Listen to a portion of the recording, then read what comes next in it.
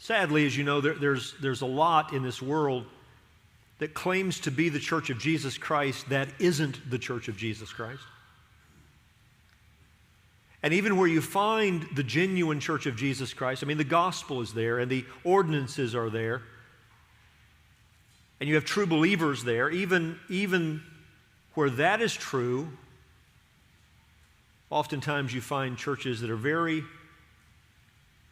disorganized, out of order. There's a lot of spiritual disease that is there for everyone to see. What makes that especially sad, the latter thing I mentioned, where you have genuine churches, but there's a disorder and there's a lack of health, what makes that especially sad is we have God-inspired letters given to us for the very purpose that we would never find ourselves in that position, that we would know how the church is to function. There's a man named Bob Smith who once wrote a book about elders. It was entitled, "When All Else Fails, Read the Directions." That's how we feel sometimes, isn't it? I mean, have we read the directions? Well, what we have here in the verses that we've just read represent the fact that Paul was giving directions.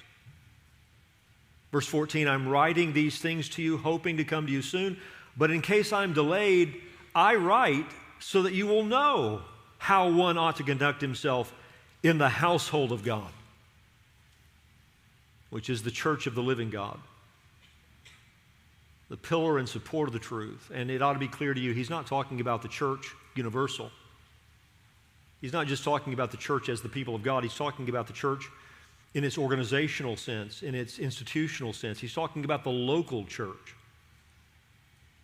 The family of God represented in a particular location with God-ordained leadership, with a God-ordained structure, and a set of directions that are inspired, that represent the very law of God, the authority of God, telling us how we're to function in this household.